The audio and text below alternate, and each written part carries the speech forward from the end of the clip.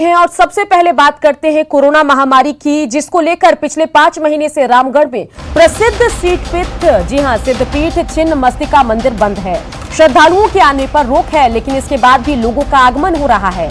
छिन्नमस्तिका मंदिर में उस वक्त एक बड़ी घटना टल गई जब भैरवी नदी के उफान में एक परिवार बह गया। हालांकि स्थानीय लोगों ने तत्परता दिखाते हुए 4 लोगों को तो बचा लिया। वहीं नदी में बहने वालों में मां और पिता के साथ 6 महीने की बेटी और 4 साल का बेटा शामिल था।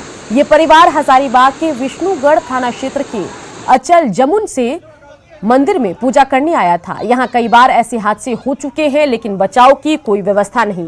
तो तस्वीर रामगढ़ से आप देखिए, जहां किस तरीके से ये परिवार बह रहा है, वो जरा आप देखिए। राहत की बात ये रही कि 4 लोगों को स्थानीय लोगों ने तत्परता दिखाते हुए बचा लिया। ये एक्सक्लूसिव तस्वीर रामगढ़ से आपको दिखा रहे हैं। छिन्नमस्तिका मंदिर के आसपास की ये तस्वीर है, जहां पानी में ये परिवार बह गया, लेकिन राहत की बात यह रही कि वहां जो लोग मौजूद थे उन्होंने तत्परता दिखाई, इस परिवार को बचाया।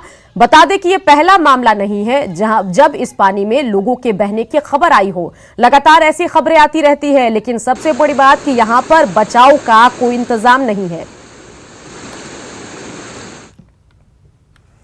राजभवन मार्च के दौरान रांची में पुलिस और सहायक पुलिसकर्मियों के बीच झड़प हुई, जिसमें दोनों पक्ष के कई लोग घायल हुए।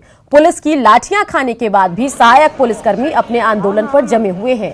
सहायक पुलिसकर्मियों का कहना है कि जब तक उनकी मांगे नहीं मानी जाएगी, तब तक आंदोलन चलता रहेगा। सहायक पुलिसकर्मियों की परेशानी और उनकी रणनीति का हाल जाना न्यूज 18 संवाददाता ओम प्रकाश ने।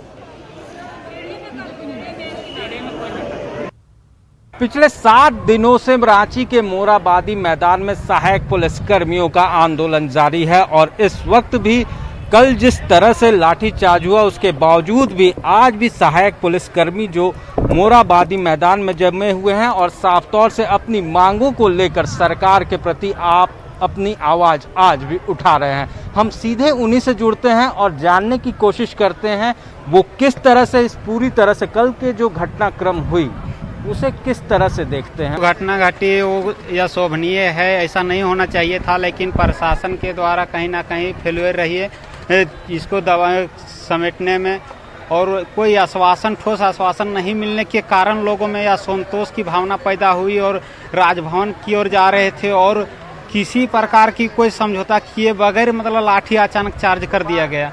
आगे क्या करिएगा आप, किस तरह से? आगे जब तक हम लोग सरकार से किसी प्रकार का ठोस निर्णय नहीं लिया जाता है, तब तक हम लोग यहाँ धरना पर बैठे रहेंगे। इतना हम माननीय मुख्यमंत्री जी से कहना चाहते हैं कि उनको जो भी कहना वो आन के हम लोग के पास बोले, हम लोग ये ग्राउंड छोड़कर चले जाएंगे। यहाँ तक कि खाना के लिए भी इधर जो ठेला ठुली था वो भी बंद करवा देना, मतलब बंद करवा दिए।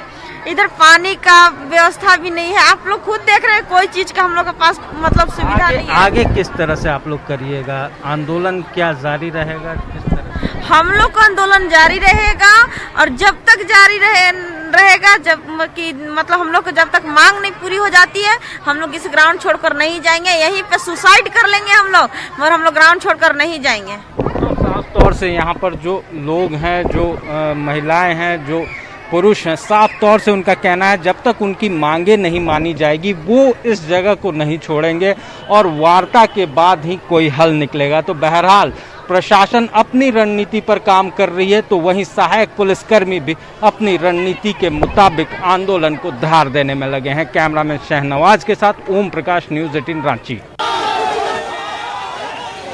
सहायक पुलिसकर्मियों के आंदोलन और लाठीचार्ज मामले पर जेएमएम ने पूर्व सीएम रघुवर दास को घेरा है। पार्टी प्रवक्ता ने आरोप लगाया कि पूर्व सीएम रघुवर दास सहायक पुलिसकर्मियों के साथ छलावा कर रहे हैं। उन्होंने दावा किया कि पिछली सरकार की नीति पर ही वर्तमान सरकार चल रही है।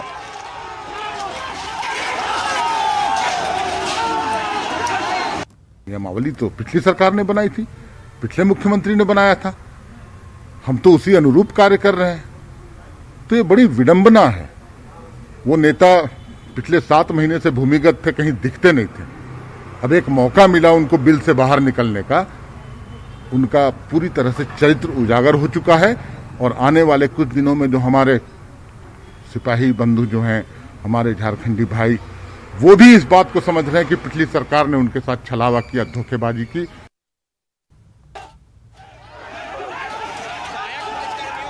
तो साथ ही आपको बताएं कि रांची के मोरहाबादी मैदान में अपनी मांगों को लेकर डटे हैं सहायक पुलिसकर्मी और इन पर लाठीचार्ज की बीजेपी ने निंदा की है। बीजेपी विधायक सीपी सिंह ने पूरे मामले पर जेएमएम पर राजनीति का आरोप लगाया। यदि इनमें योग्यता है तो नियमित करने में क्या दिक्कत है? यदि योग्यता नहीं है तो मैं कभी नहीं कहूँगा कि नियमित होना चाहिए, लेकिन इस प्रकार से इनके साथ व्यवहार, दुर्व्यवहार और लाठीचार्ज करना किसी भी दृष्टि से उचित नहीं है। तो कहीं न कहीं जेएमएम इसमें राजनीति कर रही है और राजनीति की बू आ रही है, जो स्पष्ट है। चलिए सीधा रुख करते हैं रांची का, जहां से हमारे संवाददाता ओम प्रकाश सीधे हमारे साथ जुड़ गए हैं। ओम प्रकाश, सहायक पुलिसकर्मियों की एक ओर तो मोरहाबादी मैदान में हड़ताल चल रही है, वो डटे हुए हैं, लेकिन इन सब के बीच उन पर लाठीचार्ज हो रही है। दूसरी ओर राजनीतिक बयानबाजी भी चल रही है। आप तक क्या कुछ जानकारी है, ये जरा बताइए। जी सुकन्या, जिस तरह से कल की घटना हुई है, लाठीचार्ज किया गया है, तो मामले पर उसके बाद राजनीति जो है वो काफ़ी तेज हो चली है। फिलहाल इस वक्त भी यहाँ पर बीजेपी के 3 विधायक मौजूद हैं जो सहायक पुलिसकर्मियों से मिलने यहाँ पर पहुँचे हैं और साफ तौर से उनसे उनकी परेशानियों को जान रहे हैं और मामले पर कहीं ना कहीं कहा जाए तो राजनीति जो है वो अब चरम पर है। हम सीधे इनसे भी जुड़ते हैं और जानने की कोशिश करते हैं कि किस तरह से राजनीतिकरण कम कर, ठीक है ना सर। कोई भी आदमी इस तरह से किस तरह कोई भी आदमी आए, कोई भी आदमी तो साफ तौर से यहाँ पर जो है सहायक पुलिसकर्मियों से मुलाकात कर रहे हैं और साफ तौर से अपनी बातों को रख रहे हैं। हालांकि उनका कहना है कि राजनीति न करें, तो इस तरह की बातें जो हैं वो यहाँ पर देखने को मिल रही हैं और यहाँ पर समझाया जा रहा है। लेकिन जिस तरह से जेएमएम ने पूरे मामले पर आरोप लगाया है वो बताता है कि अब इस मुद्दे पर दोनों पक्ष खुलकर एक दूसरे के सामने हो चले। वहीं सहायक पुलिसकर्मी भी मामले पर अब कहीं न कहीं साफ तौर से कहना है कि जब तक मांगे पूरी नहीं होगी आंदोलन जारी रहेगा। किस तरह से सर जेएमएम का आरोप है राजनीति हो रही है, किस तरह से आप देखते हैं? राजनीति कौन कर रहा है, डंडा कौन चला रहा है, ये हमारे सहायक पुलिस भी देख रहे हैं, हमारे प्रदेश की 3 करोड़ जनता भी देख रही है। इन लोगों की गलती यही है कि 3 साल इन्होंने निस्वार्थ रूप से उग्रवाद के लिए, अपराध को कंट्रोल करने के लिए सेवा दिया। अब इनको परमानेंट जब नियुक्त करने का समय आया तो इनको नियुक्ति पत्र के बदला में पीठ पर लाठियां मिल रही हैं। तो ये सरकार जो है अपना चाल, चरित्र और चेहरा सरकार ने दिखाने का काम कर दिया है। पूरा भारतीय जनता पार्टी इस आंदोलन में सहायक पुलिस के साथ खड़ी है। इनकी नियुक्ति हर हालत में होनी चाहिए। इसके लिए सदन में पुरजोर तरीका से हम लोग इस विषय को उठाएंगे। आज भाजपा के 4 विधायक हम लोग शिष्टमंडल के रूप में आए हैं और इस विषय को भाजपा में भी आज हम लोग रखेंगे और परसों हम लोग सदन में भी रखेंगे। लेकिन साफ तौर से कहना है कि पूर्व की सरकार की गलत नीति की वजह से इस तरह की नियुक्ति हुई, न तो न होती, तो इस पर क्या कहें? नहीं, देखिए कल मेरी सुप्रियो दास से बात हुई है और जो आप बोल रहे हैं सुप्रियो दास भी वही कह रहे हैं कि पूर्व की सरकार ने गलती की। हम लोग लॉ मेकर हैं, हम लोगों का जिम्मेदारी बनता है कि लॉ बनाना, कानून बनाना। अगर किसी को स्थायी करके नौकरी मिली है तो उसको परमानेंट कैसे करना है वो सदन के अंदर बात होनी चाहिए ना। आपने सदन के अंदर इस चीज का मुद्दा नहीं उठाया, आपने यहाँ लाठीचार्ज कराया और जो क्लॉज बना है उसमें समय समय पर बदलाव का भी प्रावधान है। आप उस चीज को देखिए। जेएमएम के साथ सबसे बड़ी दिक्कत यह है, सुप्रियो जी ने कल कहा था कि उनको ऐसा लगता है कि साजिश के तहत इन लोगों की नियुक्ति हुई है भाजपा जिला अध्यक्ष से पूछ के। जब एक पार्टी के पदाधिकारी की सोच ये रहेगी कि गलत तरीके से नियुक्ति हुई है तो उनके हित के बारे में वो क्या बात करेंगे? अपराध का ग्राफ महीने दर महीने बढ़ा है, अप्रैल, मई, जून, जुलाई बढ़ता ही जा रहा है। इनका काम उग्रवाद को, लूटकांड को रोकने में बहुत अहम रहा है। आज आपके डीआईजी लेवल के पदाधिकारी ये बोलते हैं कि इनका कोई यूज नहीं है। तो आप मुझे बताइए कि अपराध की घटनाएं जो बढ़ी है और उसमें जो सहायक पुलिसकर्मियों का योगदान रहा है उनको आप किस हिसाब से नकारते हैं?